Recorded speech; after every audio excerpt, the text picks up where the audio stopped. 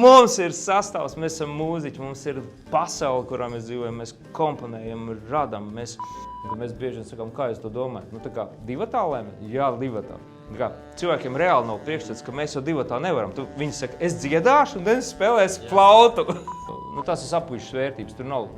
Manā pasaules konstrukcijā, manā arhitektūrā, Eirovīzija nenes Latvijas vārdu. Labāk, lai viņa nenestu. Manā pasaulē labāk, lai nes džeza mūziķi vai garanča, lai nes akadēmiskie mūziķi. Tiešām, kas ir kvalitāte, kam ir vērtība.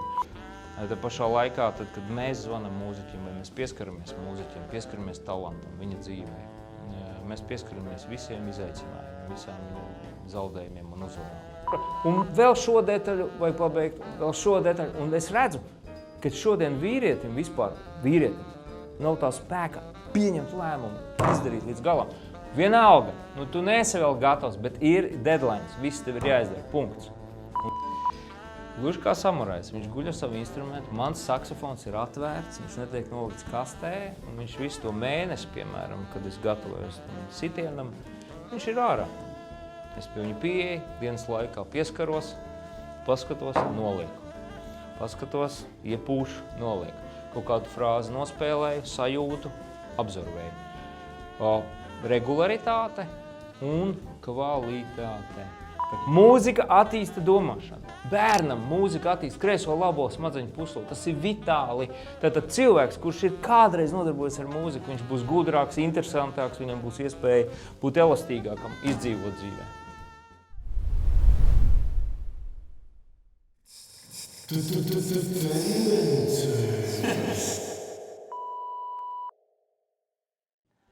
Sveiciens visiem! Šodien mūsu podkāstā Tendences mūzikā man ir liels gods uzņemt leģendāru personību džeza aprindās Denis Paškevičs. Paldies!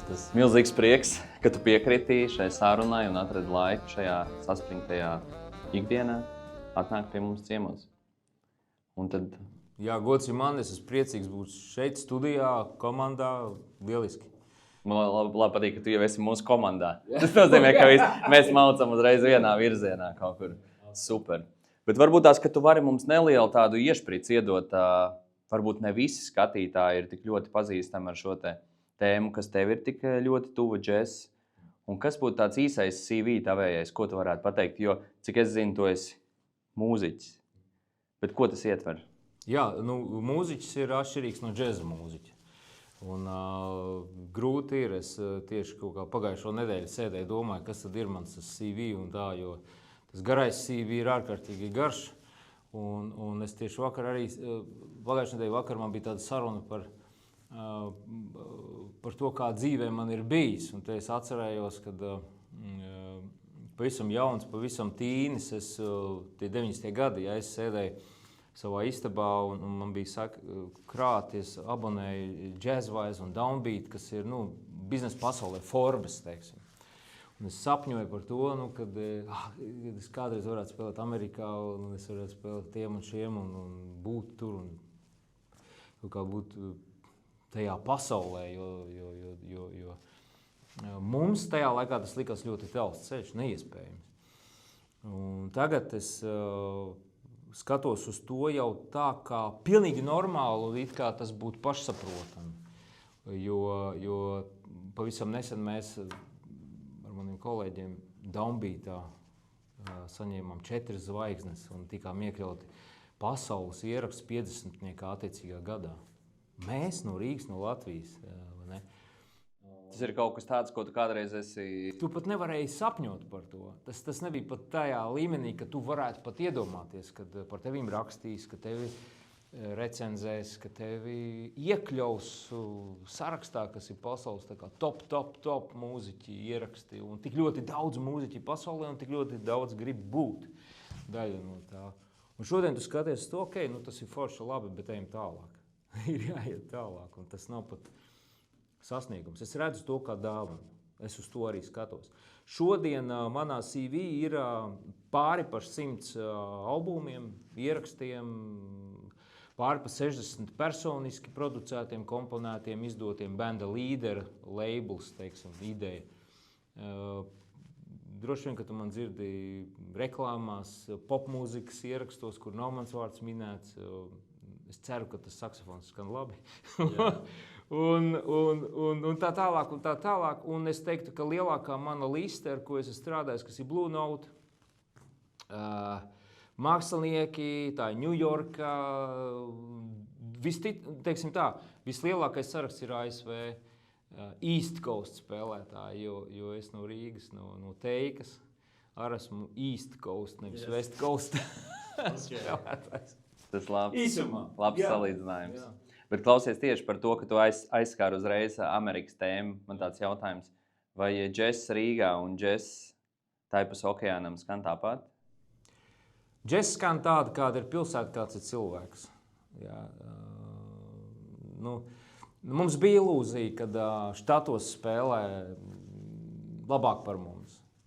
Bet pat 30 gadu garumā es redzu to, ka nevis labāk, bet savādāk.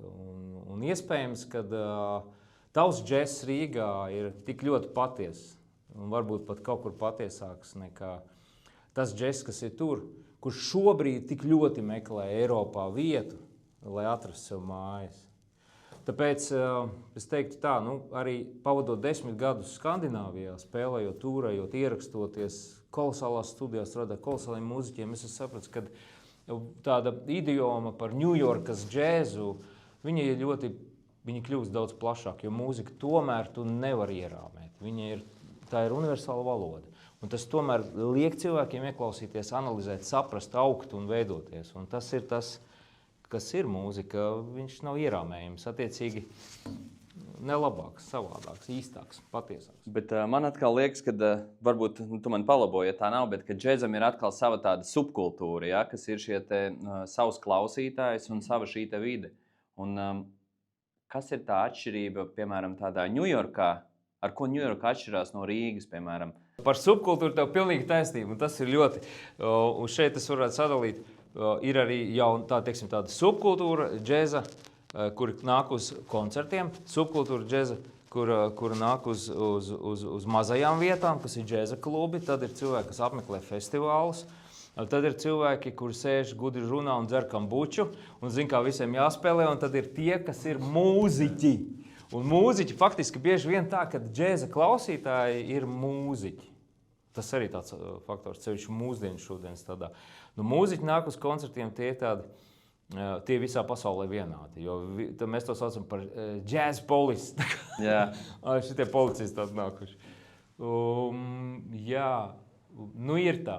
Ir tāda subkultūra, ir tāds kaut kur snobisms. Es teiktu, ka īsti tie mūziķi no tā izvairās. Mums nav interesants tas viss tāds nobošanās. Vēl varbūt ir tāda kategorija kā audiofīli. Un, manuprāt, šeit pēdējos gados mēs mēģinām uzbūvēt tiltu starp audiofīliem un studijas cilvēkiem. Piemēram, es esmu ilgus gadus pavadījis laiku studijā, radot mūziku, un tad es saskaros ar audiofīliem, kur pērk vinila plātes, klausās DSD, viņi klausās High Resolution, un viss šis un pērk lentas, un viņi zina, kā tev ir jāspēlē. Viņi vienmēr, man parasti tā viņi saka, tas ir slikts ieraksts, tas nav labi nospēlēts. Es saku, paga. Es esmu mūziķis, tu esi klausītājs. Mums ir tāds baigais pārāvums, un viens no maniem sapņiem Latvijā īstenībā ir kaut kā to apvienot, kaut kā izveidot to tiltu. Bet Latvijā cik tādi cilvēki ir? Procentuāli nav daudz. Mēs vispār nevarētu teikt, ka Latvijā džess ir popkultūra. Nav tā. Es domāju, ka precīzi skaļi man nav, bet es kaut ko vienreiz sēdēju arī kaut kādu 0,3% vai kaut kas tāds. Negribu tagad samuldēties, bet, protams, ka tā ir džeza klubs, kas tas ir? Tas ir tā kā baznīca. Džeza klubā mēs nebraucam pelnīt naudu. Mēs lidojam apkārt 20-30 koncertu stūri. Bet man liekas, ka lielākā atšķirība ir starp džeza klubu un baznīcu ļoti labs salīdzinājums. Bet tas, kad 10. tiesu baznīcā visi nomet, bet džeza klubā visticamāk, ka nenomet, ne? Paldies Dievam, mūsu baznīcā nenomet 10. tiesu, mēs to neprasam, bet tā arī vecā pasaule, zin kā. Bet to tu piezīmē ļoti labi. Bieži vien mēs redzam, ka džess un kultūra un šis te mazās lietas, kas ir ļoti, viņš ir puristisks, viņš ir īsts dzīvs, ka viņam ir jāstāv izstiept roku. Un tas ir tas lielais jautājums īstenībā, kas ir kultūras pasaule, kultūras ministrija. Ar ko šī ministrija nodarbojas? Kas tā ir pa ministrija? Baigi forši ir īstie džezmeņi, teiksim tā, ir kaut kāds brīnums tajā.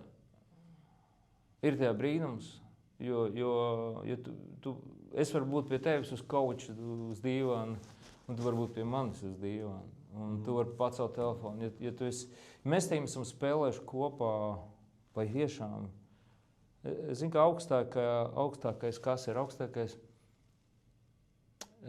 tu stāv ar cilvēku, kur tu esi lūdzu Dievu kopā. Tu stāv ar cilvēku kopā, kuru tu spēlē kopā, ar kuru tu radi kopā, kuru tu klausies kopā. Zini kā, es parasti tā nometīsim visu nost, bet šis bija svarīgais. Tas svarīgais ir tas. Un tāds cilvēks tev var zvanīt 24/7.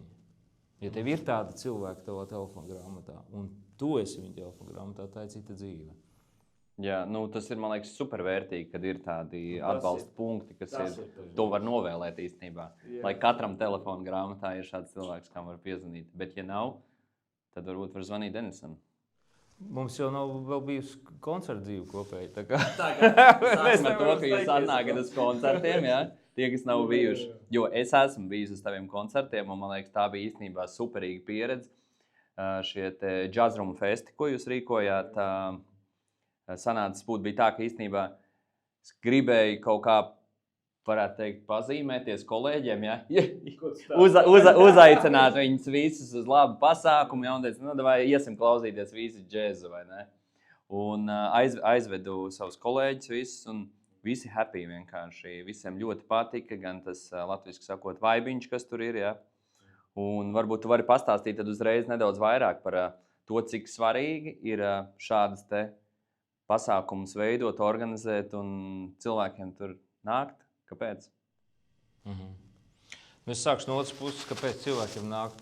Tāpēc, ka tas liek domāt. Un tas ir vārds tās logos. Man patīk tas vārds. Viņš liek aizdomāties, viņš liek sajust pirmkārt.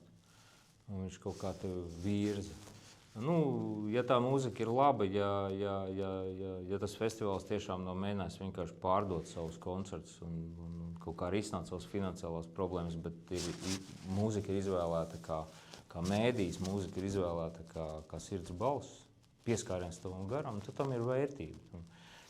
Vērtība tev, jo tu to paņem savās mājās, tu paņem savā ikdienas dzīvē, un tu ar to pēc tam. Tā ir tava dzīve, tā kā gaiss, tā kā vējš tavā dzīvē, vai saule, vai tas daļa no tevīm. Ļoti daudz cilvēki dzīvo ar kvalitatīvu mūziku. Daudziem cilvēkiem mūsu paudze uzaug klausoties Depeche Mode vai U2, INXS, Midnight Oil un tā tālāk. Tā bija mūsu paudze, mēs ar to dzīvojam. Tas mūs inspirēja, tas mums deva Level 42, Mount Stinks, Phil Collins. Ne? Un šodien manā vecuma grupā, bieži vien, kad es esmu noguris, noskumis, es to mūziku atrodu Tidalā vai Taidalā, meklēju kvalitatīvu mūzikas pieskārienu. Tas atnes mani atmiņās, viņš mani dziedina, tā kā terapija, viņš man dod spēku, dod enerģiju un virzi. Tas ir kaut kas tāds. Šodien, ja tu esi bijis vēl dzīvajā koncertā, tas inspirējis tevi, tas ir devis tev enerģiju, devis klātbūtni. Mēs tiecamies pēc klātbūtnes, mēs netiecamies pēc harmoniskiem konstrukcijām. Tam nav nekāds jēgas, ja tukši vārdi. Un tas ir tas, ko mēs cenšamies tev iedot. Džess ir tas mākslas veids un tas mūzikas virziens, kas jāklausās dzīvē. Jā. Es teiktu, jā. Un ja tev šī mūzika uzrunāja, tad neveido varbūt tūkstošiem plašu kolekciju, bet, teiksim, ja šiem mūzikiem ir vinila plāte, tiešām, un tas tev iesita tavā garā, iesita tavā sirdī, paņem tev mūziku sev līdzi, iegādājas tev vinila plātu, paņem viņu uz mājām. Un tas būs tavs atmiņas, tas būs tavs shortcuts, links. Bet tu jau nedaudz pieskāries jautājumam, kurš man ir galvā, ko es vēlējos tev uzdot par to, ka vai tev ir kāda dziesma, tam nav obligāti jābūt džezmākslinieekam, kas vienmēr tev uzlabo garstāvokli. Jā, viennozīmīgi, jā. Always on my mind, es klausos, bet ir tāds Sinclairs, man patīk. Tas nav, teiksim... Sinclairs, vai tas Jā. Un tā dziesma, teiksim, kas man atspriego, vai, teiksim, džeza mūzika, bet man jāsaka, par cik es esmu džeza mūziķis, tad manā dzīvē ir bijuši tikai 2 mākslinieki, kuri totāli izmainījuši manu dzīvi. Tas bija 13 gadu vecumā, un tas bija Miles Davis. Un ja es šodien kaut kādā nesaprotamā veidā esmu nosēties no treka, ja es uzlikšu Kind of Blue ierakstu, es tā kā nonākšu mājās, man būs tas sajūta, jo tas ir viens no pirmiem ierakstiem, ko es dzirdēju. Coltrane's Love Supreme. Wow, tas ir enerģijas lādiņš, un tas ir tas, ka, teiksim, ja es eju savā dzīvē, un es esmu noguris, un man ir bijuši daudz kaujas, un man nav spēka iet tālāk, tad es uzlieku John Coltrane, es uzlieku Love Supreme, un es esmu atpakaļ trekā. Mans zvaigžņu kuģis ir uzlādēts. 2 vārdos. Tas ir ļoti labi. Tas tā kā šis te lādētājs, tā arī tu pareizi vienkārši saki. Tu vari paņemt šo te pozitīvo enerģiju, ko iespējams tie cilvēki arī vēlējās nodot saviem klausītājiem. Es gribu varbūt akcentēt vēl vienu lietu. Kad jūs lasiet grāmatas, jūs redziet bildes, visticamāk. Nu, ne visi, bet visticamāk. Gluži tāpat ir ar mūziku. Tev ir gan sajūtas, gan emocijas, gan arī tu bieži vien redzi bildes kaut kādas. Un šeit ir A un B variants. A variantā mūziķi raksta par savu mūziku. Viņi saka, ok, es esmu iedomājies, ka tas ir skaists zieds, skaista sieviete, mīlestība, vienalga, vai ne? Kaut kas. Bet otrā variantā atstājam nepaskaidrotu. Mēs atstājam nepaskaidrotu. Mēs atstājam to zonu. Tava gara, tavas iztēles, tavas izglītības, tavas arhitektūras ziņa. Ja mēs paskatāmies uz mūziku kā tādu ruporu, caur kuru tu vari nodot vēstījumu, tad kas ir tas vēstījums, ko tu vēlies nodot saviem klausītājiem? Jā, ir dažādi vēstījumi par mani un kopējo. Džeza mūzika, piemēram, vai improvizācijas mūzika ir vienmēr bijusi rupors. Un tā ir gan bijusi sabiedriska balss, gan arī blūzā tā ir mīlestības balss, gospel mūzikā tas ir Dievs, Dievu klātbūtnē. Man liekas, tas ir ļoti svarīgi, jo tas dod saturu. Vai ne? Un kaut kā manā dzīvē es esmu aizgājis no tā B varianta, teiksim, no tādas izklaides industrijas projām. Man īsti, man ir forši, man patīk, ka cilvēkiem satikties, papriecāties, man patīk uzspēt labu funku, hip-hopu un tā. Bet, ja tam nav tiešām iekšējā satura, man nevisai tas uzrunā. Es jūtu, ka man laiks iet. Tāpēc viss, ko es vēlos nodot savā mūzikā, tev kā klausītājiem, tas ir viens vārds, un tā ir dzīvība. Dzīvība ir pilnīgi opozīts nāvei. Tāpat kā tums un gaisma. Un es gribu nodot gaismu. Es gribu iedot tev signālu. Es gribu tev pacelt no zemes augšā. Un ne jau es to varu izdarīt, bet tas nāk no augšas. Un ja man ir izdevies to nodot tev kaut kādā veidā, vai likt kaut vai tuvāk, pavirzīties tev, aizdomāties par to, tad ir baigi daudz izdarīts. Tas ir liels solis. Lūk, tas ir viss kods. Jā, tas nav tāds standarta atbilde, ko varētu sagaidīt no tāda, es teiktu, jebkura cilvēka, kurš nodarbojas ar mūziku. Man liekas, tas ir ļoti vērtīgi. Paldies tev, jā. Jo arī to, man liekas, arī apmeklējot tavus koncertus, tā atšķirība starp vienkārši standarta džeza koncertu un kur esmu bijis, kur jūs kā mākslinieki uzstājaties, tā, man liekas, ir tā pievienotā vērtība, ko tu īsti nevari izstāstīt, to var tikai, kā saka, tu izdzīvot. Jā, man liekas, tas ir tiešām forši, kad tas tā ir. Man tas ir ļoti daudz, ka tu to saki. Paldies. Un es neesmu to pēdējos gadus dzirdējis. Jā, tad paldies tev. Varbūt mums jāaicina vairāk cilvēku. Es domāju, ka jā. Es domāju, ka jā. Tas ir ļoti vērtīgi. Tas ir ļoti vērtīgi, jā. Un man tas ir vērtīgi dzirdēt. Paldies tev.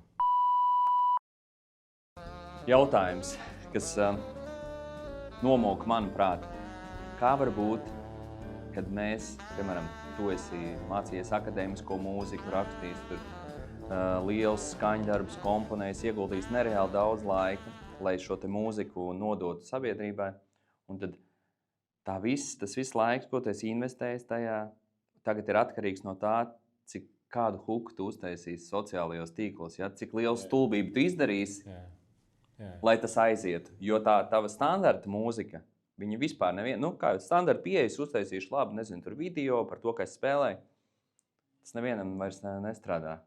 Kā tev šķiet, mēs neesam aizgājuši kaut kur pilnīgi? Vai mēs esam aizgājuši plastmasā? Es pat nezinu. Jā, mēs esam aizgājuši. Bet vai tu vari vai teiksim, vēl joprojām pasaulē pastāv. Vēl joprojām pastāv nenospēlētās notas pauzes starp frāzēm un tā tālāk. Un nevajag domāt, ka tomēr šī popkultūra, sauksim to tā, jeb šī plasmas, jeb sintētika pārņēmusi visu. Jā, tas ir narratīva, bet mēs tomēr tā īstā lieta, viņa tomēr, tas fundaments, kā tā māksla bāzējās, kā viņa būvēs, tā arhitektūra, viņš ir īsts. Un, diemžēl, vienkārši mēs esam saražojuši paši arī masas ar studentiem. Bet mēs esam ļoti maz saražojuši patiesas personības. Yeah. Katru gadu mūzikas akadēmija beidz džeza mūziķi, komponisti, dziedātāji, instrumentālisti.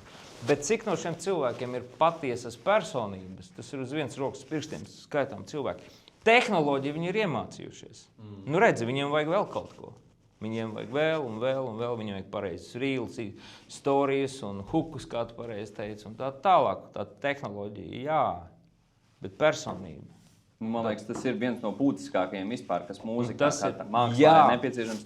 Jo, ja tev nav ko teikt, tad ko tu vispār ar to mūziku vari darīt? Jā, tu zini, bet tas ir tik ļoti maz, mums ir par to jārunā. Tas ir ļoti labi, ka mēs šodien runājam par to, bet tā ir ļoti maza tāda mikropasaulī. Tāpēc, ka cilvēks, kurš nezina, viņš nekad nav saskāries ar patieso, viņam liekas, ka viss tā plastmasa, viņa ir norma.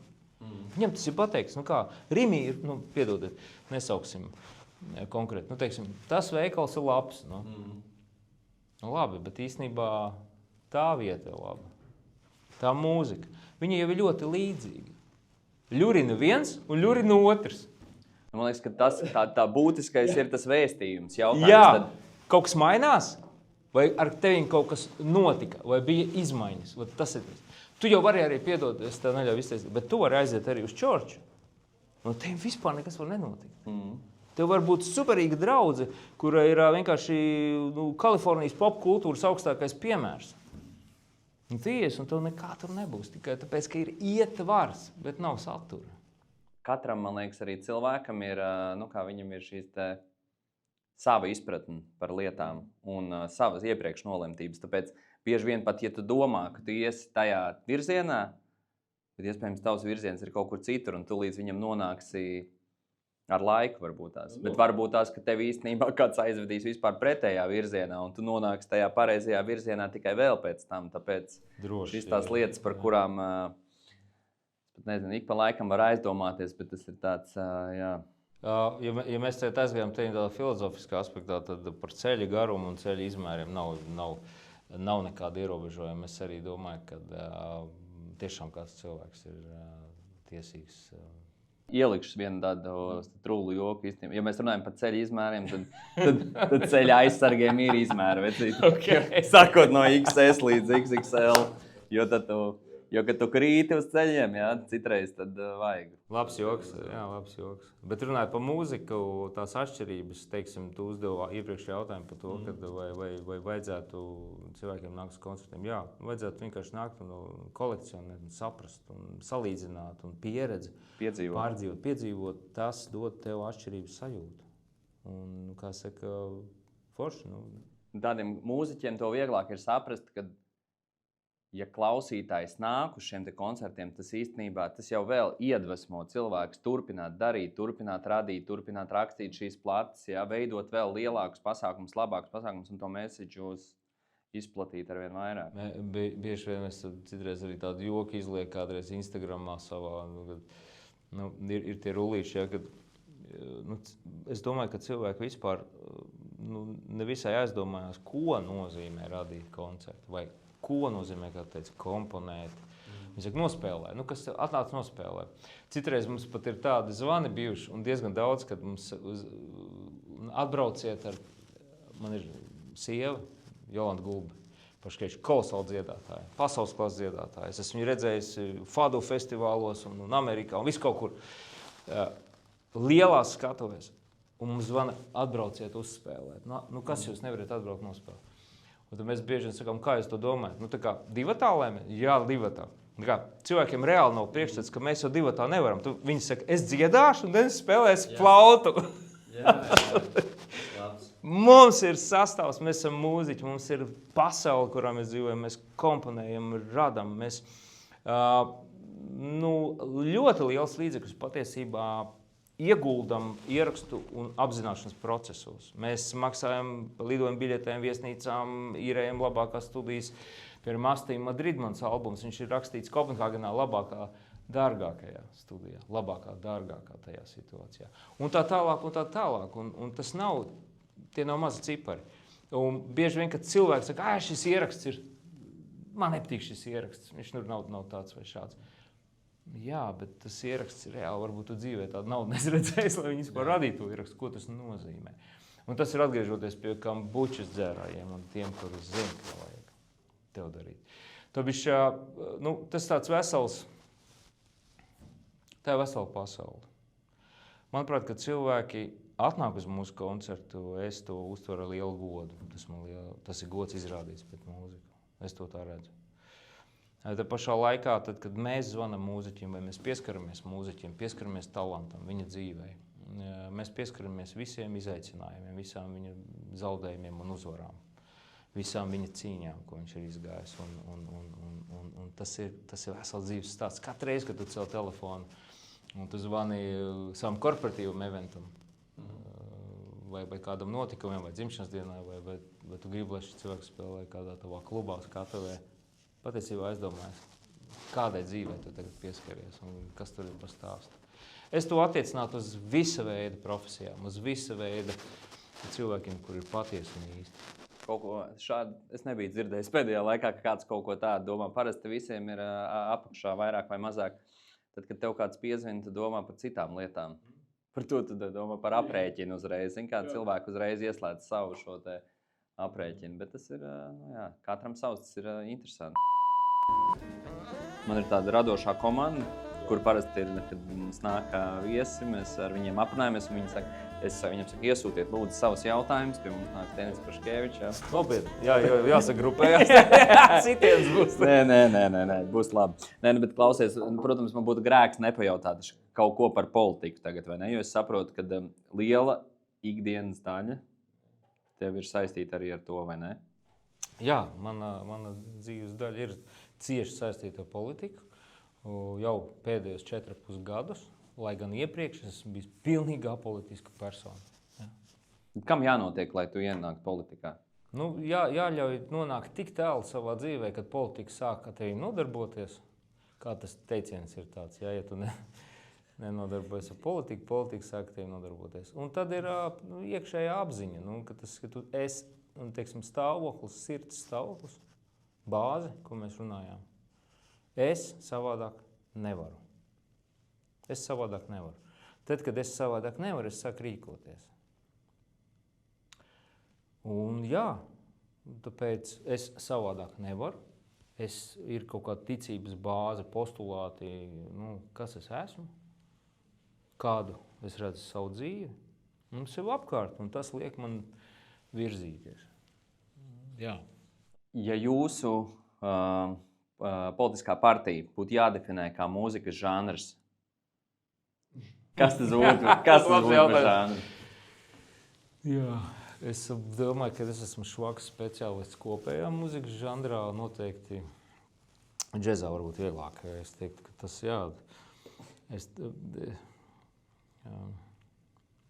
Mums ir dažādi etapi bijuši. Es teiktu, ka sākumā, kad mēs iestājāmies par cilvēku viedokli, tiesībām, ko mēs arī pārstāvam vēl šobrīd. Un mēs esam šis centriskais konservatīvais spēks Latvijā. Dažādas epopējas. No sākuma mēs bijām bebops. Okay. Tas bija 40. 50. gadi. Mēs bijām Charlie Parkers un Dizzy Gillespie, kur blakus skaistajiem, kolosāliem baltiem swinga bandiem spēlēja 20 reizes sarežģītākas lietas, un turpat uz tās pašas ielas aiz stūra. Reformējot un inicijējot cilvēkus uz darbību, uz kustību. Tad šodien mēs, manuprāt, esam jau hardbops, kurš ir saglabājis, ir izdzīvojis un saglabājis šo te spēku. Mēs esam atgriezuši mūzikas pasaulē deju soli. Mēs esam saglabājuši blūzu, kas ir svarīgs, jo hardbopā tieši šis ir viens no atslēgas vārdiem, atgriežot šo te tradīciju. Un mēs noteikti tiecamies vairs nevis uz avangardu, bet uz postbopu, kas ir šī te pareizu bāžu apkopojums uz eklektiku, spēja sadarbībai, spēja kustībai, virzībai un ietekmei. Un postbops ir viens no tiem, kas izdarīja neiedomājamo. Viņš Miles Herbijs, arī Trains, Shorters, viņi novāca šo te, mazo detalizēto bebopa frāzi un paplašināja harmonisko domāšanu, ieveda iekšā avangardu, atvēra vietu kultūrai, atvēra vietu spējai domāt, spriest un arī rīcību. Rīcības spēju atvēra, jā. Bet, lai to izdarītu, postbopam vajadzēja iziet cauri bebopam, hardbopam. Un tikt ietekmētam no avangarda, jo Eriks Dolfī galīgi nespēlēja, un Ornits Kolemans nespēlēja postbopu. Jā.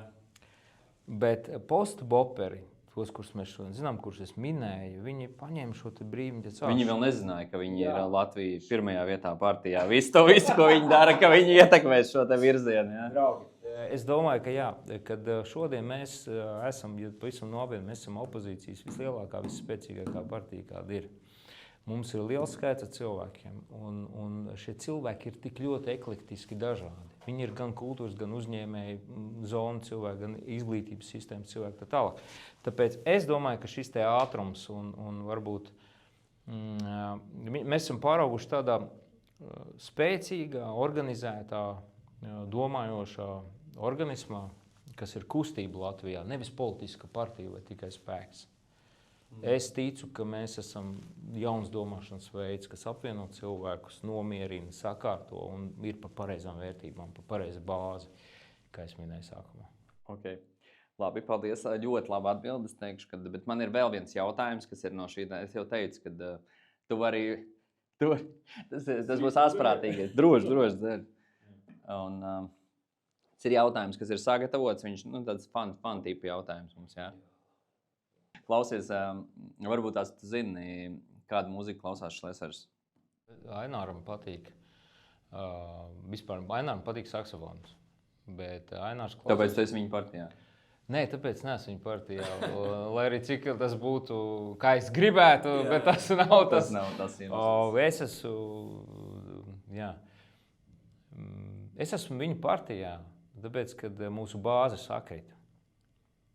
Un tas ir fundaments. Mums ir bāze ar tevīm, lai es būtu šeit, un mēs tiem sarunātos. Arī tas ir fundaments, tam ir jēga. Ja tu jautā par mūziku, kas patīk Aināram, tu zini tik daudz, cik es zinu. Viņa ģimenē skan latviešu mūzika, viņa ģimenē skan Prāta vētra. Un manā dzīvē Prāta vētra nospēlēs arī lomu, un es ar to lepojos. Un šie brīnišķīgi mūziķi, un tas ir labs vēstījums latviešu tautai kopumā. Es zinu, ka šo cilvēku dzīvē, par kuru mēs runājam šodien, skan akadēmiskā mūzika. Es zinu, ka viņi apmeklē akadēmiskās mūzikas koncerts, ērģeļa mūziku. Es katru gadu redzu, kad ir posti Instagramā vai Facebookā ar savu lēkta koncerta, ērģeļa mūzika un tā tālāk. Tā ir kultūras dzīve, īstenībā ļoti, ļoti forša kultūras dzīve un eklektiska. Ja? Mēs nevaram gribēt, lai mūsu kaut kādi politiski ikonas vai akcenti sabiedrībā klausās to, ko mēs klausamies. Nevar gribēt, lai viss klausās džezu, vai ne? Bet var gribēt ar šo cilvēku aprunāties par kultūru. Un tam ir savu vieta. Tas ir super. Nu, šis bija interesanti. Es domāju, ka visiem bija interesanti to uzzināt. Bet tas prāta vētras fenomens ir nenoliedzams. Tie ir, man liekas, tās ir dzīves leģendas, ja, ar kuriem mēs dzīvojam vienā laikā. Un jautājums, vai kāds kādreiz izdarīs kaut ko pat līdzīgu tam šim fenomenam, es nezinu. Tas ir jautājums, ko mēs uzdosim viņiem kādreiz. Vai tu vari nosaukt 3 lietas, labas lietas, ko Eirovīzija dod Latvijas iedzīvotājiem? Es saprotu. Nosaukt 3 labas lietas. Tas ir ļoti smags uzdevums.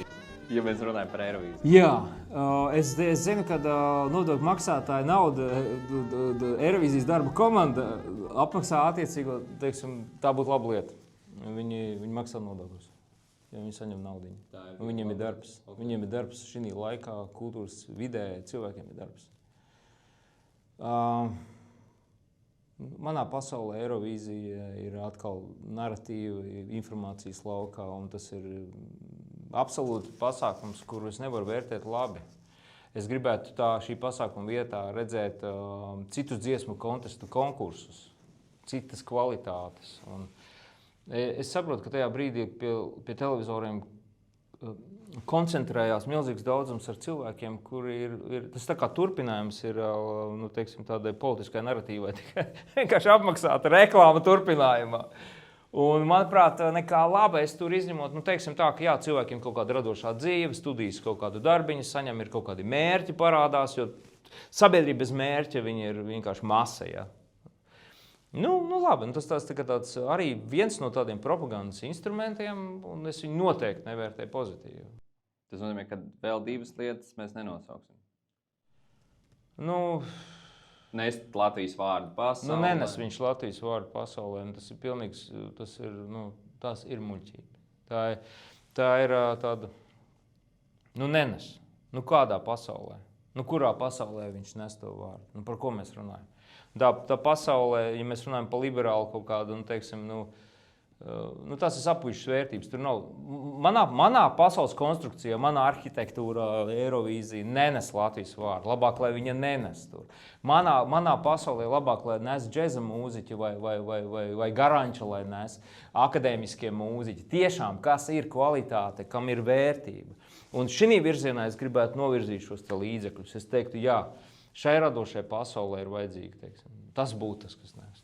Es tev sapratu. Jā, tas ir mans viedoklis, un paldies tev par jautājumu. Bet, ja mēs skatāmies, un šī brīdī skatās cilvēku, kurš strādā šī mehānismā, šī fabrikā, mīļie, paldies, vai ne, ka jums ir darbs, superīgi, un jums ir ko uzturēt savas ģimenes. Bet tā ir liela manipulācija, un tas ir tas, kas ir nepatīkamais šajā stāstā. Jā, zin kā, man liekas, ka visam sākumā iespējams kādreiz apakšā ir bijusi laba ideja. Gluži tāpat kā Eiropas Savienībai. Eiropas Savienība sākumā bija kolosāla ideja, un ap citu viņa bija bāzēta uz tieši kristīgām vērtībām. Man liekas, ka tas ir ļoti jaudīgs mehānisms. Vienkārši ar laiku. Viņš, kā tu pareizi saki, viņš atbilstoši tam, cik arī cilvēki ir inerti. Viņš izdzīvo vai nē. Kā tu vispār uzņem informāciju? Tu skaties televīziju? Tev ir mājās televizors? Nē, man nav. Kas tad ir tie avoti, kā tu ziņas kaut kādas uzzini vai šīs te? Kas ir tavi avoti? Pirmkārt, ja mēs runājam par televīziju un ziņām, es teiktu, tas ir mass media, un tas ir tas, ko es šodien teiktu par politisko narratīvu. Man šī informācija neinteresē, man viņa tikai traucē.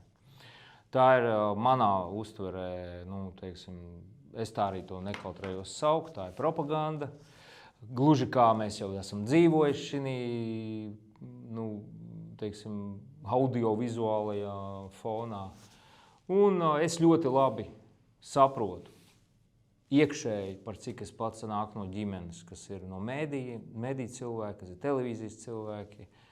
Es kaut kā interesanti, ka tieši šorīt kādā sarunā teicu, ka es ļoti labi saprotu Latvijas televīzijas cilvēkus, jo es esmu uzaudzis Latvijas televīzijā.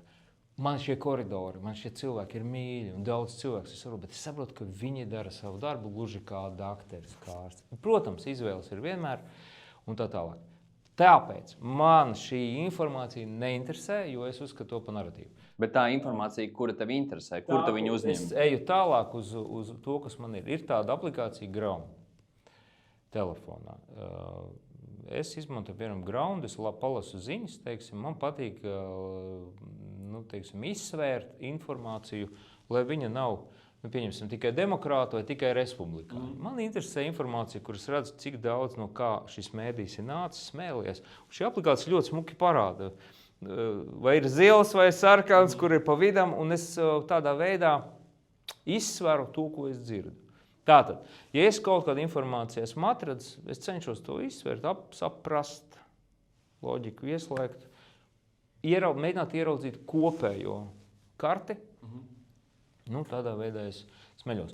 Ko es vēl daru? Es paskatos, protams, kultūru. Kultūra man interesē, vai ne? Kultūra, es skatos tie koncerti. Tā ir analītika. Tas bija īstenībā viens no jautājumiem, kāpēc es jautāju. Tas varbūt nebija šis dziļais. Es tieši gribēju saprast, vai tu vispār skaties televīziju, vai tev var uzdot jautājumu par kaut kādām tādām popkultūras lietām. Jā, es maz skatos televīziju. Es varbūt pašķirstu, jāsaka godīgi, es šķirstu arī TikTok, es šķirstu arī, protams, Instagram. Instagram tā šodienas tāda normālā valoda. Facebookā es... Iesakojiet visu Denisam Instagramā. Tev ir, sociālais tīkls, un tu esi diezgan aktīvs. Es arī teiktu, ka jūs varat iesakot arī mūsu džeza festivālam, kurš ir nesen tas konts radīts, vai ne, un tas ir Jazz Room Fest, tā kā tur arī nāk. Meklējiet, sakojiet, un šī ir tā perfektā vieta šajā podkastā, kad mēs pasakām arī piesakojiet mūsu kanālam, nospiediet subscribe pogu, jo tas ir ļoti svarīgi atbalsts un viss, lai mēs varam turpināt radīt. Es gribētu teikt vairāk, ja jūs tiešām gribat palīdzēt vai attīstīt kaut kādu ideju, un sevišķi, es teiktu, atbalstiet šo kanālu, kur mēs šodien tiekamies, tad nokomentējiet un padalieties. Protams, šērs un komentārs būtu tieši tas, kas būtu vajadzīgs šai kolosālai darba grupai. Tā kā nepalaidiet iespēju garām palīdzēt. Paldies. Share, like, comment. Kafija. Paldies. Kafija. Liels paldies par kafiju. Priekā tad turpinam, jā? Par šo mums neviens nemaksā. Bet, labi, uzteicam vienu šo neapmaksāto reklāmu. Mēs jau tomēr esam labi cilvēki. Kur ir garšīgākā kafija Rīgā?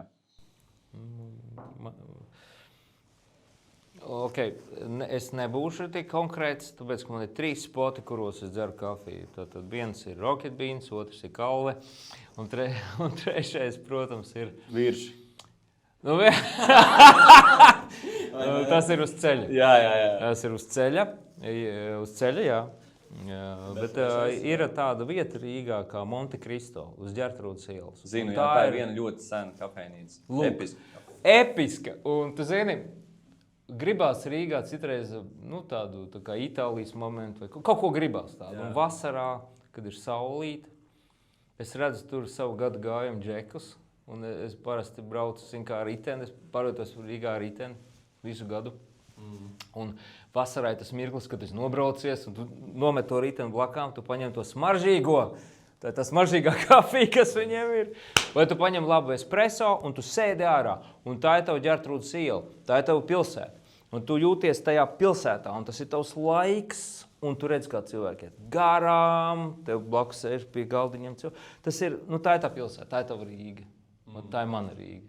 Tāpēc, es tevi ļoti labi saprotu, jo tā vieta ir ļoti tuvu Tērbats ielai, un man liekas, ka Tērbats iela vispār ir viena no manām favorīta ielām, tur vienmēr šķiet, ka kūsā šī dzīvība. Jā, tas tāds forši. Atgriežoties par jautājumu par popkultūru. Kā tev šķiet, kas ir popkultūras message, ko viņi mēģina pateikt? Kas tas ir tās? Dažādos laikmetos ir dažādi message. Šobrīd tā ir visatļautība, tās ir nogāztas bāzes, tā ir pasaule bez ticības postulātiem. Citiem varbūt pat bez, nepareizi pateikt, nomainītām vērtībām, nomainītiem postulātiem. Tā ir jaunā pasaule, tas ir centiens, tas ir upurs. Es to redzu tā, ka tas ir upurs uzbūvēt jaunu pasauli, tas ir upurs mēdīs, tā ir popkultūra. Bet tas arī nav viss, un tā nav pilnā bilde. Tas ir tikai šobrīd tas, kas ir aktuāls, tā kā tev acīs iemestu sāli. Un teikt, man koža acis vai ne? Nu, nē. Ir patiesībā, popkultūra nav viss. Ja tu man prasa par popkultūru, tad tas ir rupors, jā. Tas ir mēdījis, rupors jaunai pasaulē. Bet es domāju, tieši tas vēstījums. Liberāla vērtība vienkārši. Skaidrs, protams, ka ne visi mēs neliekam visus māksliniekus, protams, vienā šajā maisā. Tur vienmēr ir izņēmumi. Nevaram un nevajag. Tev taisnība. Nevaram un nevajag. Un jautājums ir tajā, kad es daru, ko es gribu. Un tu man nevari pateikt, ko es darīšu. Un tas ir tas vēstījums. Bet patiesībā es tā stāvu kāds cits, kurš saka, tu dari, kā tu gribi. Kā tu domā, next level. Tu dari, kā tu domā, kā es gribu, lai tu dari. Un te ir jautājums īsti veči. Zini kā, atkal mēs atgriežamies pie gambučas dzērājiem un spriedolētājiem. Un tiem džekiem reāli, kuri dara. Un te parunāsim par popkultūru. Kurš maksā rēķinus? Jā, man ir viens čoms, kuram ļoti garšo kambuču. Čaļi ar kambuču nemaksā rēķinus, draugi. Viņi dzenā tēju. Reālie mūzikas biznesa naudas māki ir veči, kuriem ir 50 plus, un pārējie ir izpildu producenti. Un tā ir realitāte. Un tāpēc visu, ko tu redzi, un ko tu skaties televizorā vai tu skaties popkultūrā, tas ir kā trouble līmenis, pat ne dubult līmenis, nav dubult dibens, ir trubult dibens. Tu vari krist, tu nezini, cik tālu tu kritīs vienā brīdī. Tas ir ļoti labi, un tas ir labi, ko jūs par to runājat. Jā. Bet es nesen zinu, ko iedomājos. Jo man liekas, ka tu esi īstais cilvēks, arī viens no tiem cilvēkiem, kurš varētu šito paņemt un realizēt. Jo mēs arī pirms tam aizkadrā te runājam, un tu pats aizskāri tā tēma kā underground mūzika. Ko tu saki, ja sākt veidot tādu underground mūziku? Par to, ka tu saki vienkārši, mēs vairs neejam undergroundā, mēs neejam tajā pazemē, ja? Mēs ejam citā virzienā. Taisam mūziku, kas ir pretējs vēstījums šim te undergroundam. Es domāju, ka sabiedrība ir tik ļoti nogurusi no tā ķīseļa, kad īstenībā jau ceļās un veidojās. Un mostās patiesībā jau varbūt, es teiktu, tāds populistisks vai mostās. Ceļās džeki, kuri varbūt bija noguruši, piemiguši, nokusuši. Viņi ceļās augšā, un es zinu, arī biznesa pasaulē ir ļoti daudz cilvēku, kuri viņi nepiekrīt šim te visam. Tas, ka to šobrīd rāda, ka tas ir redzams deguna galā, viņš drīz beigsies. Tam pienāks gals, agri vai vēl. Tāpēc, skaties, kultūra bez avangarda nekad nav pastāvējis. Tikai avangardam ir bijusi cits mīnings, jēga ir bijusi pieskarties un neatstāt tev vienaldzīgu. Tas nav bijis vienmēr tevi izģērbt, padarīt kailu, uzlikt uz murāļa. Tas varbūt ir pārprasts, bet avangardam ir vieta sirdī cilvēkam, tā kā modinātājs, viņš tā kā zvans, tā kā tu celies augšā. Tu izsaki savu viedokli. Varbūt tavs viedoklis ir nesakritīs vienmēr ar manai, bet mums ir par ko parunāt. Tas ir viens. Otrs, jebkura bāze viņa ir. Jebkuri divi džeki satiekoties, viņi zinās, kur ir viņu bāze. Vienā brīdī, kad ir dzīves nāves jautājums, tava bāze būs skaļāka par visu tavu pļuru, par visu tavu nesavākšanos, par visu. Es gribu nedaudz šitā te, vai es pieņemu tāpēc, ka es gribu būt foršs džeks. Nē, tad, kad tev ir bāze, tad tā bāze noliks tajā vietā, ka tu teiks, nē, es domāju tā, jo mums vajag izdzīvot. Mēs ejam uz priekšu. Viss, tas ir punkts. Bet tev ir kāds džeks, ar kuru tev pilnībā sakrīt viedoklis? Vai tas vispār ir iespējams? Man nav tāda džeka, ar ko man 100% pilnībā sakrīt viedoklis, izņemot, ja mēs sarunājamies, mums tā kā ir vienota doma. Bet tu domā, vispār pastāv tāda? Nē, es domāju, ka arī tas nav vajadzīgs. Es vienkārši arī domāju no savas prizmas, domāju, nav neviena tāda cilvēka, kurās visos jautājumos man ar kādu sakrist pilnīgi viedoklis. Vecais, tur ir tas jautājums, ko es tev saku. Bāze. Bāze ir skaidra, un tad mēs ar tevi improvizējam. Bet tā kā mēs arī redzam džeza nodaļā, bieži vien pirmajā, otrajā kursā, tu nevari nospēlēt melodiju, tu nezini, kas ir harmonija. Es Bet tu jau neesmu džēzi pirmajā tu jau kursā, bet es improvizē. zinu, ka es nezinu, kā nospēlēt harmoniju. Un tu jau improvizē, un tu jau gribi vākt auditorijas, un tu jau pārdod koncertus. Un dažs labs pat izdod plates. Nu tā. Lūk, bāze, viņa tevi atspriego, viss ir skaidrs. Jo stress ir tur, kur ir neziņa. Ja tev nav neziņas, ja tu esi sapratis, ja tu zini, un tā bāze parasti ļoti vienkārši. Tu vienkārši sirdsapziņa. Tu saproti, bļāviens, nu, bet tas nav ok. Bet tas ir ok. Tu esi saproti. Ar to es varu iet. Jo bāze kārtībā. Tie būs tavi draugi, tie būs tavi izdomātāji. Ne visam jāsaka. Sniegpārsliņas. Ne visam jāsaka. Mēs visi esam kā tādas sniegpārsliņas. Galvenais palikt baltā krāsā. Vai ne? Tas jau ir. Grib par šo? Es labprāt.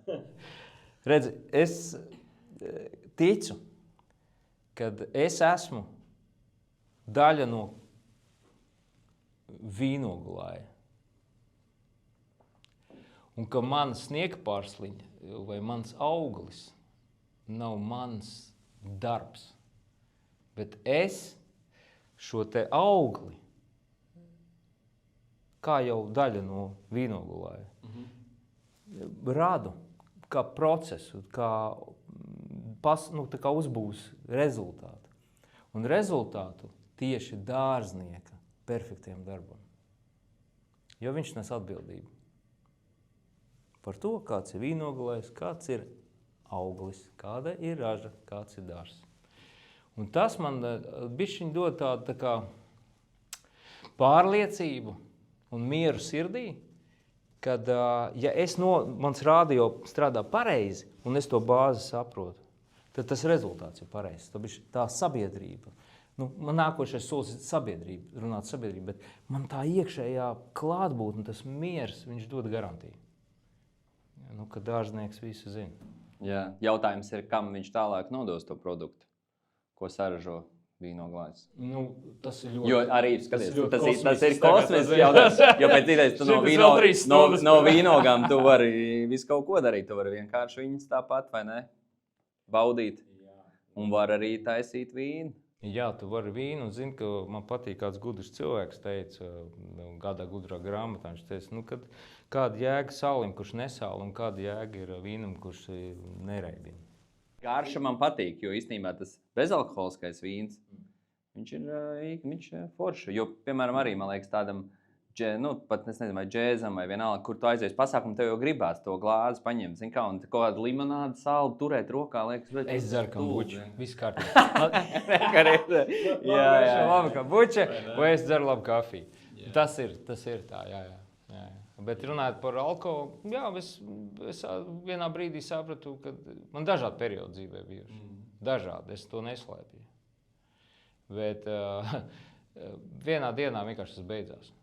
Es burtiski vienā dienā man pārstāja interesēt, un man bija fiziska reakcija, domājot, vai runājot, vai ieejot pat veikalā pret alkoholu. Un es tiešām šobrīd labprātāk uzdzenu asins pulsu, zin kā ar Ičuku, kad es bliežu. Pakaļ kambučai? Nu, jā, vai arī uzsitot par boksa maisu. Nu, tas ir super. Un tas man dod tik ļoti labu... Labā ziņa, ka nav pohu pēc tam vēl arī. Un tas ir tas, ko es parasti saku, ka nākošajā dienā, ka tev nav. Un atkal, ja mēs runājam par profesionālu dzīvi, ja mēs runājam par tūri, par tavu mūziķu pasauli, tad nākošajā dienā tev ir jālido, tev ir jābūt. Un tev jābūt foršā formā. Un nav nekā trakā, tu esi kaut kādā Ķīnā, un tev ir slikta dūša. Tev ir jādodas tālāk. Jā. Kā mēs varam atpazīt džezistu uz ielas? Ir kaut kas tāds, ar ko viņš atšķirās no parasti? Šodien vairs nē. Vecos laikos mēs gājām. Vecos laikos bija tā, ka tu iegādāji saksofonu, tev ir keis, un tu iet pa saksofonu keisu pa ielu, tu domā, es esmu tagad, kad tu jaunāks cevišķi. Es redzu, kā mani audzēkņi, viņam tā pasaule mainās, viņš ir pirmais saksofons, pirmais tas keis, mēs to saucam pa somu, ja.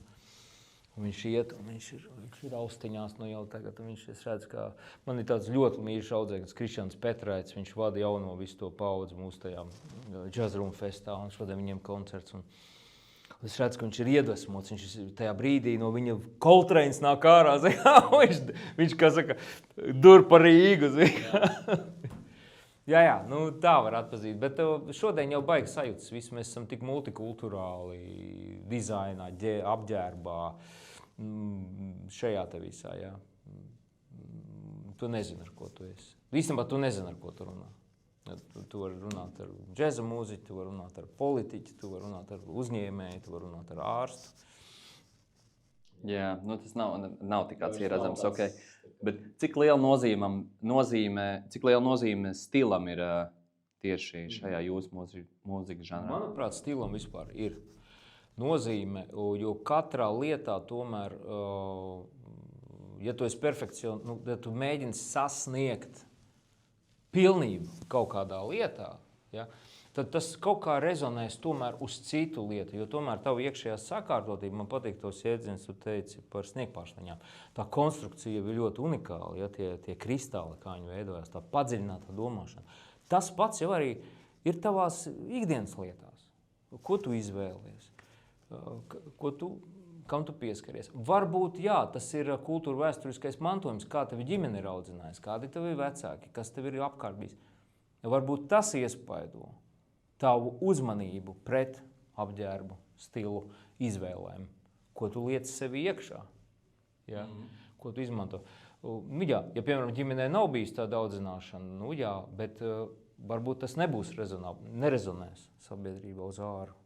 Bet tomēr, ja tu, man liekas, nodarbojas kaut kādu lietu, es sevišķi mūzika, kas ir kultūra, skatūs tēls, nu svarīgi, tu nevari to izslēgt. Šodienas pasaulē tam ir vērtība, tas ir viens no teikumiem, ko tu pasaki klausītājiem. Ir kāds labs piemērs latviešu mūzikas industrijā, kas tev liekas, šis ir... Pēc izskata ziņā? Jā, pēc stila. Jā, nu teiksim, skaties, ikonas. Vecā paudze, Mielovs. Ja? Tev var nepatīk, kā viņš runā, tev var nepatīk, kā viņš dzied. Bet tu zini, ka tāds ir Mielovs. Kāds viņš ir? Nu, Hermans, režisors. Nu, viņš nav gluži džezmenis. Bet, ja es saku viņu vārdu uzvārdu, teiksim, Alvis Hermans, bum! Tā kā viņa tas tēls parādās. Es vairāk tādā kategorijā teiktu. Ļoti stilīgi jau ir mūsu popkultūra un arī jaunā paudze džeza. Viņi jau ģērbjas stilīgi. Nav jau to jautāt. Tas viss ir tā kā žurnāls. Jā, par to mēs varam nesatraukties. Džezā nav tā, ka viņi tur ir kāpjas skatuves netīrās biksēs, saplāstos kreklos. Tas ir trends. Tas tagad ir džezā, ok, ļoti labs topiks. Nu, skaties, tagad es sāku turēt Skandināvijā. Tad Kopenhāgenes džeki teica, ka es esmu overdressed, pārāk zolīts. Jo viņi tieši arī kāp netīros džinsos un netīras drēbēs. Mums kā 90. gadu cilvēkiem, mums kā 50-niekiem, maniem kolēģiem, man tas bija tāds tā kā, tā nav cieņa pret klausītāju. Un tā ir skatuves, tā māksla par to padomāt. Cits, ja tu dzīvo tajā vidē, ja tu esi tāds, ja tā ir tava vide, ja tas ir underground klubs, nav jautājumu, tev nav jāieradās smokingā, vienīgi, ja tas nav tavs message. Bet es domāju, šeit ir šis stila balans, un cilvēks, kurš nezin, būs švakāks nekā cilvēks, kurš zin un ir sapratis, izmantojot to ikdienas dzīvē. Jā. Zināt ir labi. Vārds overdressed labs tāds. Jā, viņi vienmēr ir. Bet es ar laiku sapratu, ka jā, viņu vidē man ir jāģērbjas savādāk. Man liekas, ka ir interesanti, ka, zin kā, vienmēr ir tie ceļi, nu, kaut kādi šie cilvēki, kas veido šo te virzienu un tās tendences, ja? Un bieži vienais šiem te, zin kā, visiem tiem komentāriem, kādam kaut kas nepatīk. Tas tāds, tur faktori, kas stāvēs, tā tu jau nezini, kas aiz tā stāv. Varbūt tā ir kaut kāda skaudība, ja? Vai varbūt tas ir kaut kas vēl. Varbūt tas, ka interesanti būtu satikt tos džekus pēc pāris koncertiem, pastīties, vai viņi tāpat turpina to, vai viņi jau arī ir paņēmuši kaut kur šo te zini. Sabiedrība, jā, tās ir labs, vispār kā mēs mīcamies, kā tā mīkla veidojās. Jo es tieši arī nesen, man ļoti patīk, sorry, ka es vērtēju tavu viedokli, ja, bet vienkārši šīs ir lietas, kam piekrītu. Un kad cieņa, man liekas, ka cieņa, un tas ir viena no tādām vērtībām, ko mūsdienu sabiedrībai kam vajadzētu pievērst uzmanību. Un cieņa pret sevi un cieņa pret savu ārējo izskatu, tas, man liekas, arī ir īstenībā tāda lieta, ko vajag mācīt un vajag attīstīt vēl joprojām. Jā. Bet ne par sievietēm es runāju. Viņas pārāk daudz, kā saka, šitam tev visādajā ģērbšanās stilā, vai ne? Tērē. Balans, bet vārds cieņa viennozīmīgi jā. Ko es varbūt... Es redzu, ja nav bāzes, tad nav cieņa. Ja es satieku jaunāku cilvēku un es redzu, ka bāze nav cieņas. Viss. Un es redzu, ka tur nav nākotnes. Viņš sagrupēsies ar tādiem pašiem žēlēja cilvēkiem, tādiem pašiem želantīm. Viņš sagrupēsies tur, bet tas nebūs gājiens. Es zinu vienkārši. Es skatos 10 gadu perspektīvu, es pēc pieredzes skatos cilvēku. Es redzu, viņā nav bāze, nebūs cieņa, nav cieņa, nebūs rezultāti. Viņš tur sagrupēsies, viņa nostums dzīve malā, jo tie nav cīnītāji, viņi nav darītāji, viņi ir runātāji. Mēs visi zinām, kā vajag darīt, mēs zinām, kas ir trendīgi, blablabla, bet es gribu redzēt, kā to izdarīt, kā tu to izdari, kā tas tiek novest līdz galam. Bieži vien līdz galam novest ir daudz grūtāk nekā vienkārši saņemt ideju. Idejas jau, zin kā, bieži vien ir tas arī stereotips par to, ka būtiski ir ideja. Man liekas, ka mēs esam saskārušies ar to, ka idejas vispār ir tā kā viņas ir. Idejas ir visiem. Es saku, paņem jebkurā production studijā, zin kā, atver Macintosh, tur viņam ir Logicā vienkārši simtiem projektu. Simtiem! Man ir viens ļoti mīļš draugs DJs, 30 gadus čomē esam, Miami. Viņam ir projekts uz projekta. Es saku, bet kad es saņemšu to vinilu? Viņa nav. Tāpēc, ka viņam ir projekts līdz projektam. Un vēl šo detaļu vajag pabeigt, un vēl šo detaļu. Un es redzu, ka šodien vīrietim nav tā spēka pieņemt lēmumu, izdarīt līdz galam. Vienalga, tu neesi vēl gatavs, bet ir deadlines, viss tev ir jāizdara, punkts. Un tad jau iesim tālāk. Tā ejam tālāk pēc tam. Tev ir jāizdara tas solis. Tāpēc arī nevar, ģimenes nodibināt. Jo baidās. Jā. Kas ir tāds tava pēdējā laika sliktākais lēmums, ko tu esi pieņēmis? Tas ir ātrais jautājums vai jādomā? Ātrais jautājums, mēs varētu likt viņu tajā kategorijā. Sliktākais varbūt ir tiešām bijis neņemt atvaļinājumus. Strādāt, pa daudz strādāt, būt tādam, nemācēt sevi apvaldīt. Vienkārši atteikties kaut kādas lielās idejas vārdā no savu laiku ar ģimeni, no savu laiku ar bērniem, no savu laiku sev. Visu laiku būt tādā nepareiz izvērtēšana. Jā, tas arī ir lēmums. Uz brīdi likās, ka es spoguli skatos. Tā kā skatās šitā, tev domāju. Ļoti precīzi, jā. Es teiktu, ka tas ir, bet tas ir, jā, lai ar to tiktu galā, tas ir pie tā jāstrādā. Jā, tas ir arī darbs, tas ir darbs ar sevīm. Jo tajā brīdī, kad ja cīņa par šo laiku, tu varbūt saka, ok, manai komandai ir sliktāk no tā. Ja to pareizi saliek, vajadzētu tā, lai arī komandai ir labi no tā. Tas ir kā jautājums jau nav tajā, ka tu ņem to laiku nos, jautājums tajā, kā to saregulēt visu. Kvalitāte, kā to izdarīt. Klausies, runājot vēl par mūziku un atgriešanos tādā kaut kādā, varbūt tās vēsturē. Mēs varam ieslēgt laika mašīnu un paskatīties uz kaut kādu laika periodu, kad tu sāki šo te, ja, un Rīgā bija dažādas vietas, kur notika šie te koncerti, kur jūs koncertējāt, ja. Un šīs te vietas varbūt tās, kuras vairāk nav. Jautājums, vai ir kāda vieta un kāds notikums, kurš tev ir tik ļoti palicis atmiņā, ka tu gribētu, lai viņš atzimst? Jā, paša tā, redz, vietas aiz vietām, leibliem, nosaukumiem, durvju sargiem, apskaņošanas tehnikām, virtuvēm, aizmuguri durvīm, pārtikas piegādes cehiem.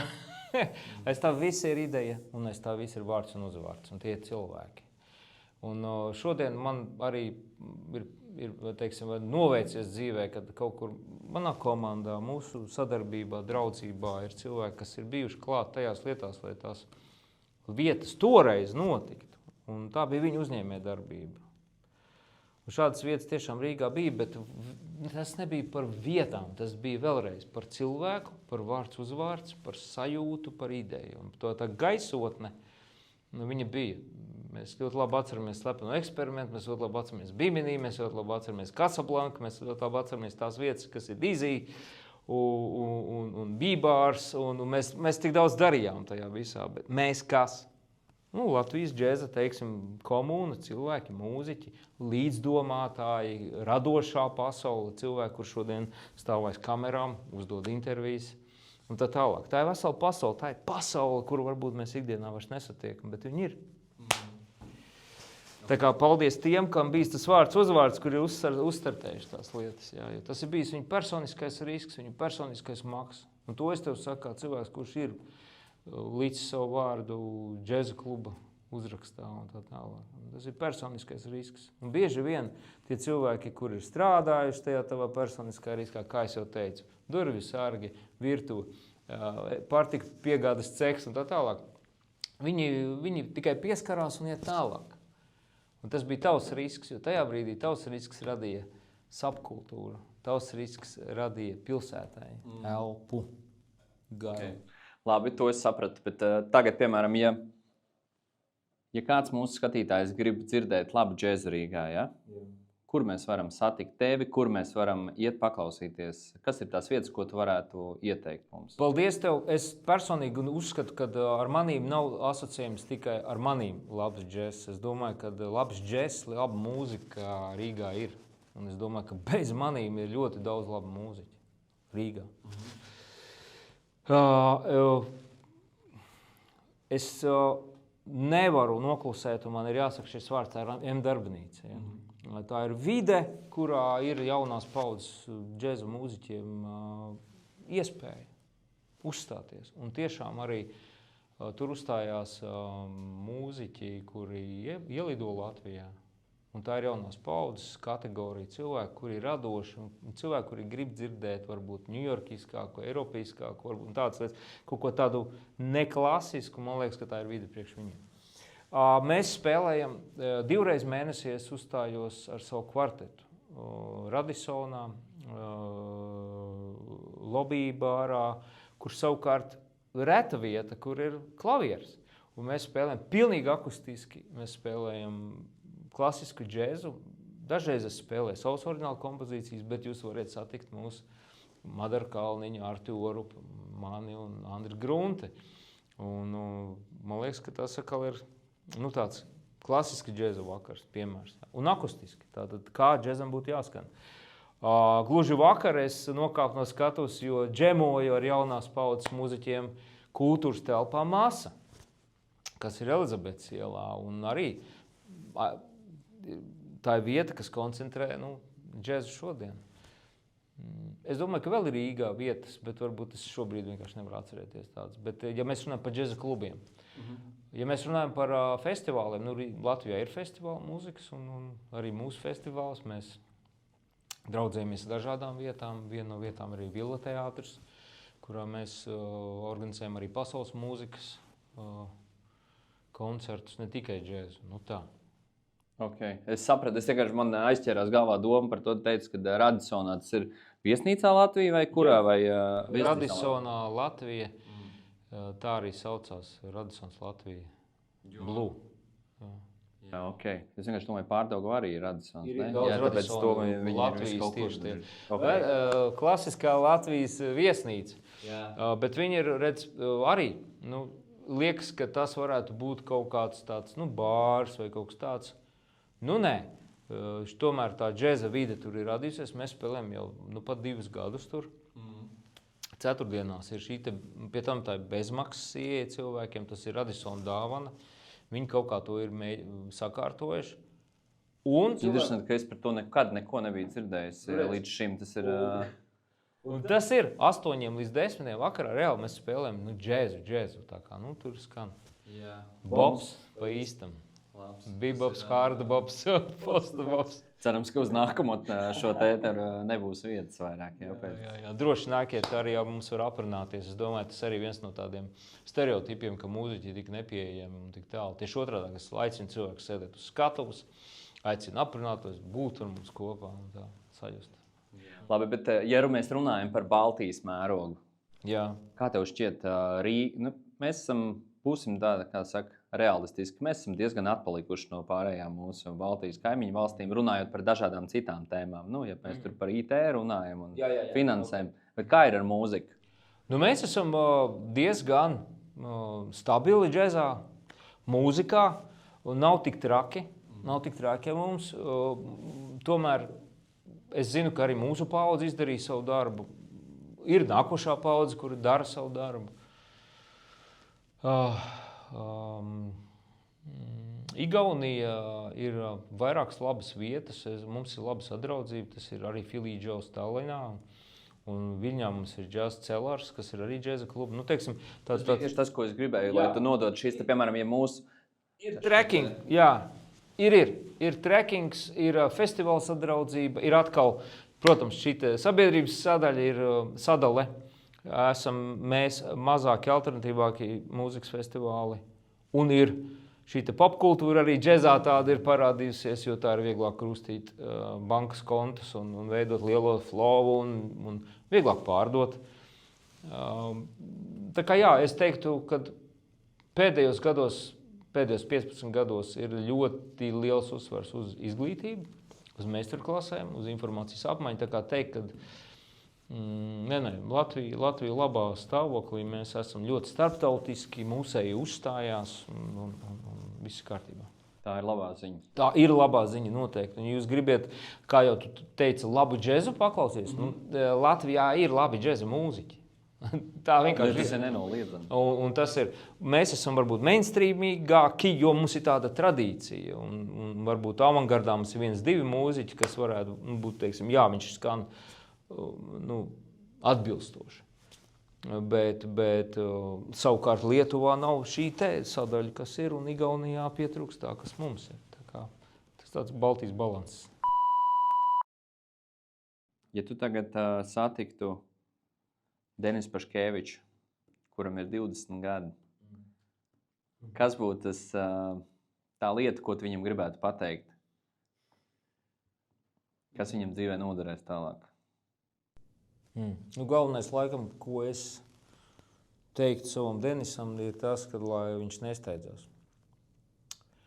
Jo laiks, viņš ir izsverams apziņā, detaļās un grimumā.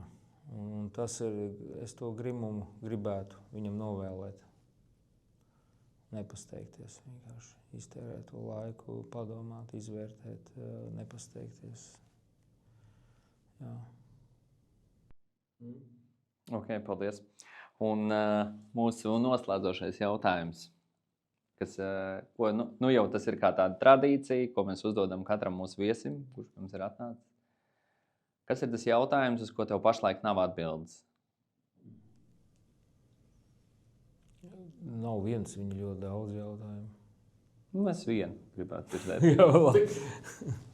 Tas ir grūtāk paņemt, nokonfigurēties uz vienu. Tas, kurš tev ir aktuāls šobrīd, ko tu ik pa laikam domā, bet tev nav atbildes, tu meklē viņu.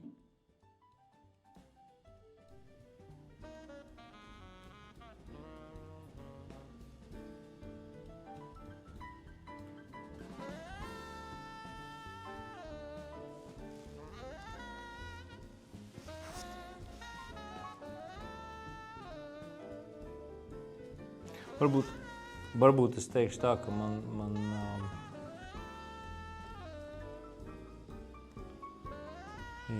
ģenerāli man nav jautājumu, uz kuru man nav atbildes, jo es viņu neuzdodu. Es esmu tagad un dzīvoju operatīvi, maksimāli apgriezienā, godīgi. Tad tajā virzienā mēs arī aicināsim domāt visus citus mūsu skatītājus pēc šīs sarunas. Denis, milzīgs paldies! Šī bija super interesanta saruna. Un tad tiekamies kādā koncertā vai kaut kur uz ielas vai kaut kur vienkārši skrienot cauri Rīgai. Tiekamies mūsu dzīvē. Yes. Paldies!